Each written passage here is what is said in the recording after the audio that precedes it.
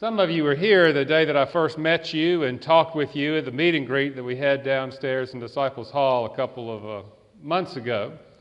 I shared you the story of something that kind of happened to me during my time before I was a Disciples of Christ ministry, in between being a Baptist and a Disciples of Christ. I said that I had the opportunity to help a friend start a small business, and in doing so, I had this wonderful chance to travel the country and meet and talk to a lot of people. And because I'd been in church my entire life and been a pastor for over 20 years, I talked to a lot of people about church. More specifically, sadly, about why most of them no longer attended church. Here's what I discovered in my conversations. You can go to any city or town in this great country of ours, and you can go up to almost anyone right on the town square and ask them to name the first thing that comes to their mind when I say the word nurse. They'll respond compassionate, caring, selfless, sacrificial. Then you can ask, now say the first thing that comes to your mind when I say the word teacher. They might first respond crazy, but then they'll say things like sacrificial, selfless, called. And then you can say, now name the first thing that comes to your mind when I say the word or the words, churchgoer. Well, you know what's coming.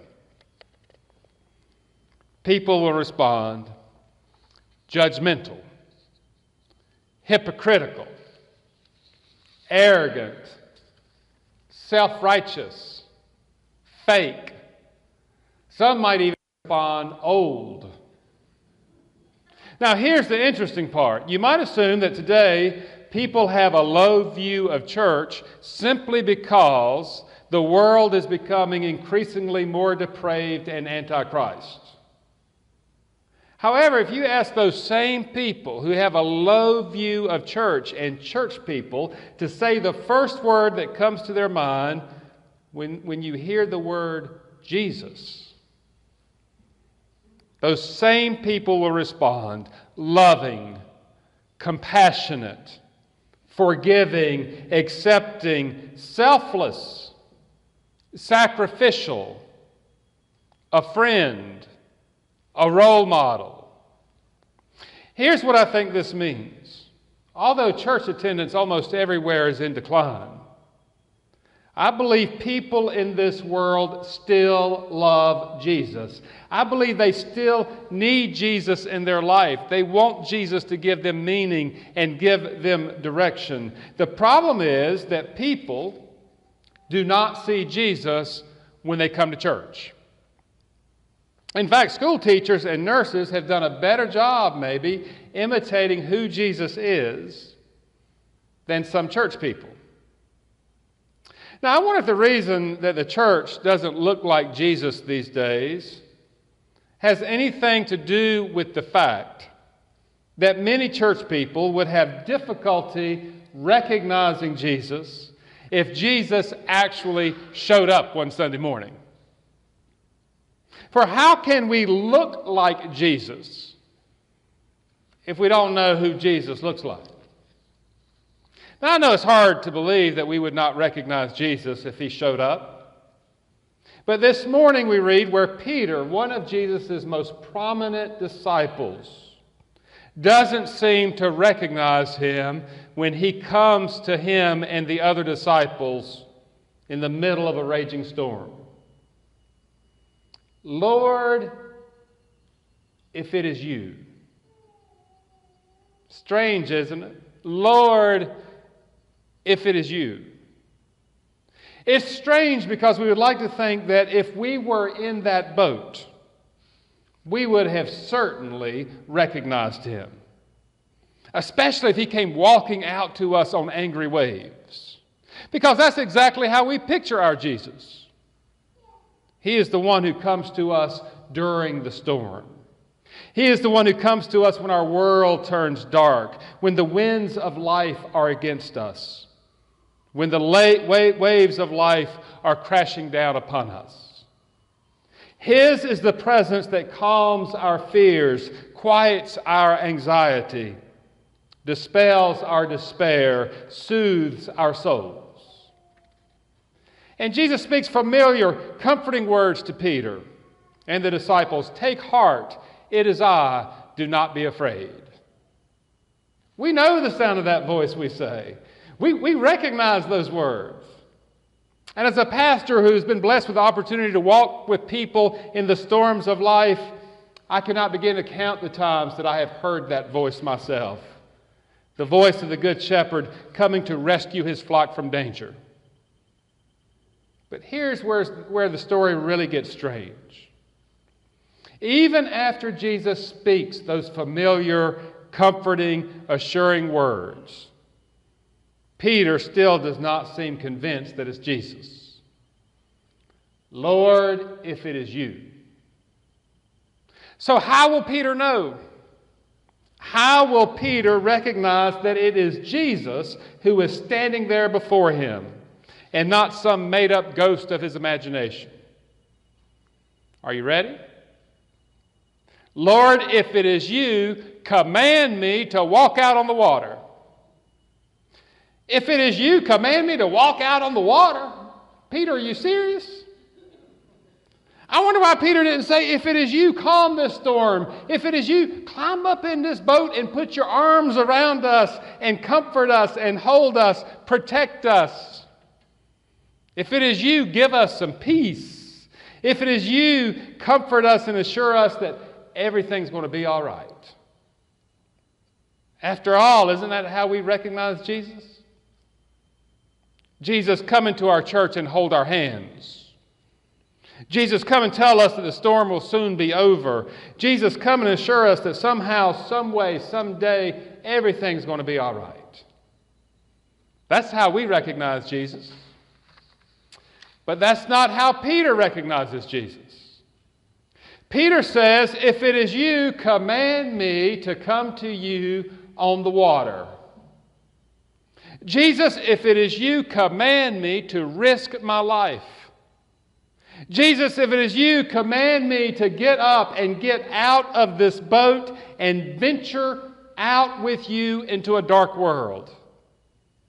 Lord, if it is you, command me to put it all on the line. Lord, if it is you, command me to walk into the storm, face the waves, brave the wind, take on the night.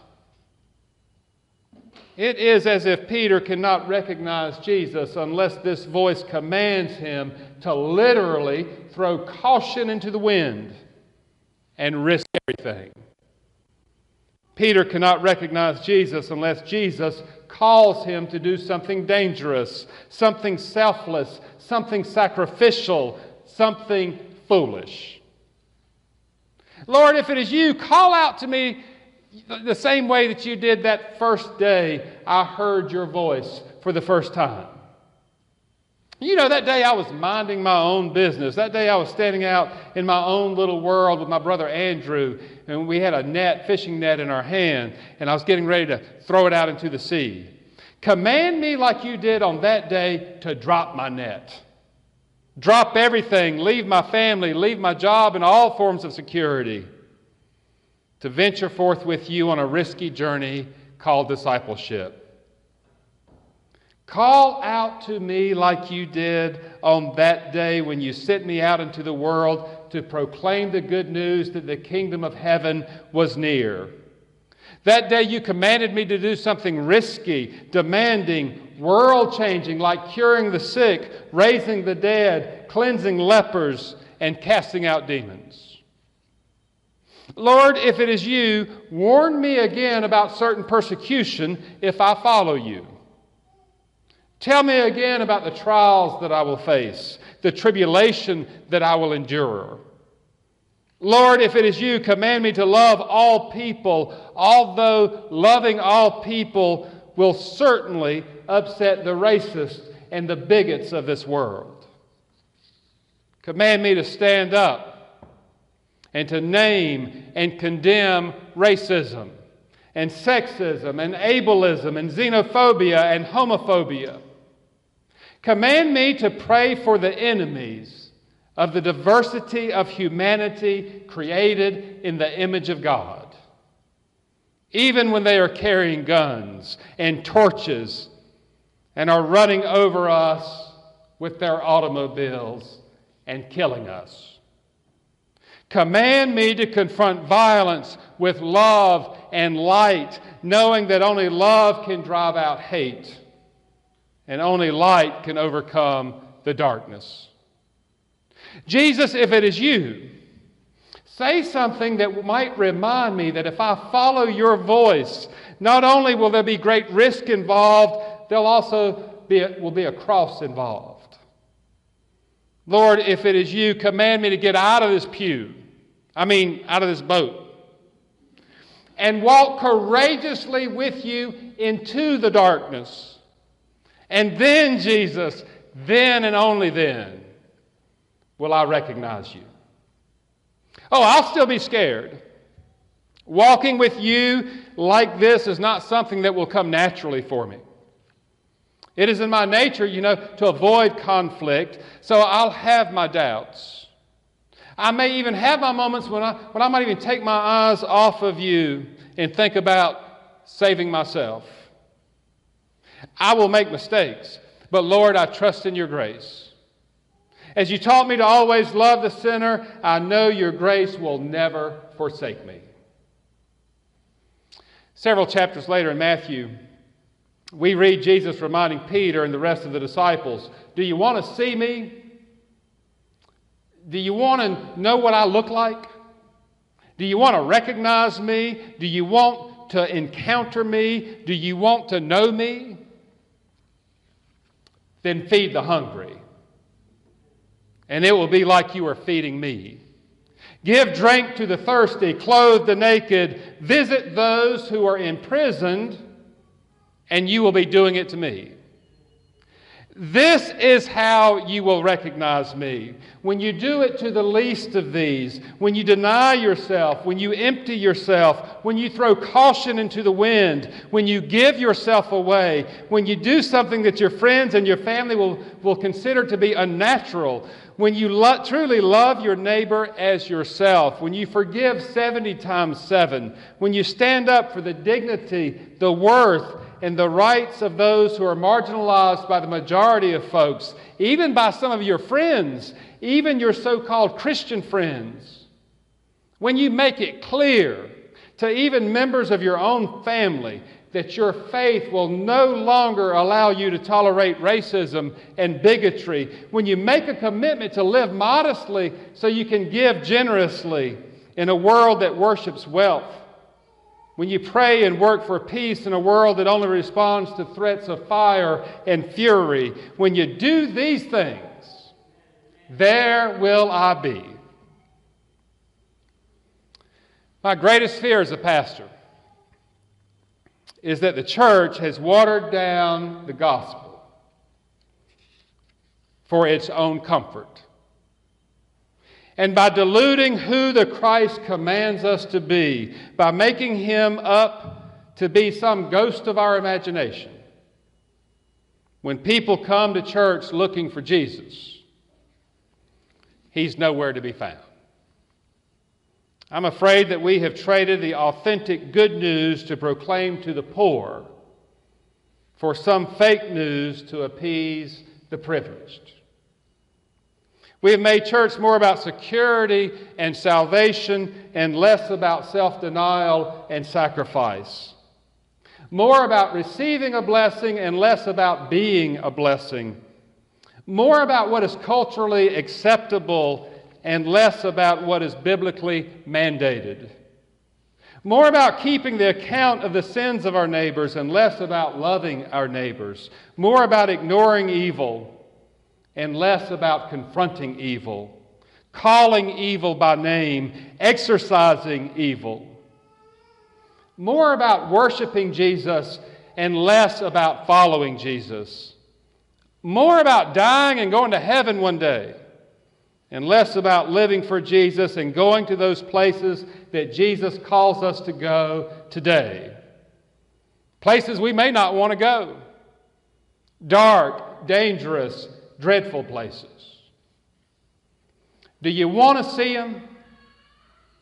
Do you want to hear His voice? Do you want to recognize that voice?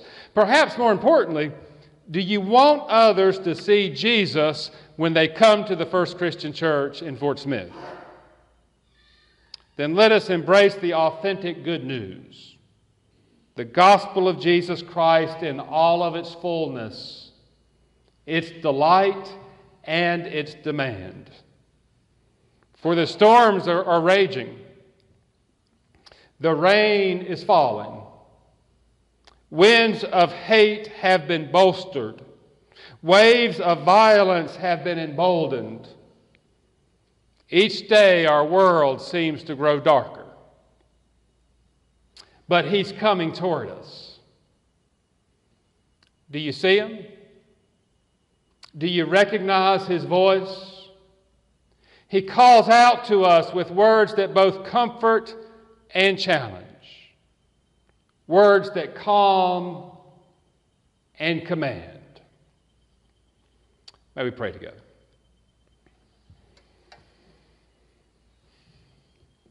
Oh God, thank You for the many ways that we know You, see You, recognize You.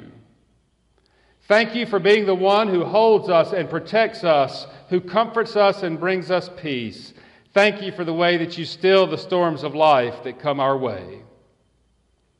But grant us the grace and grant us the courage to recognize You as the one who often makes our lives more dangerous and difficult, and therefore lives that are worth living.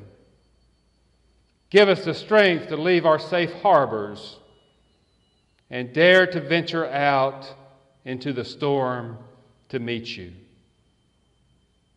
the name of Christ we pray. Amen.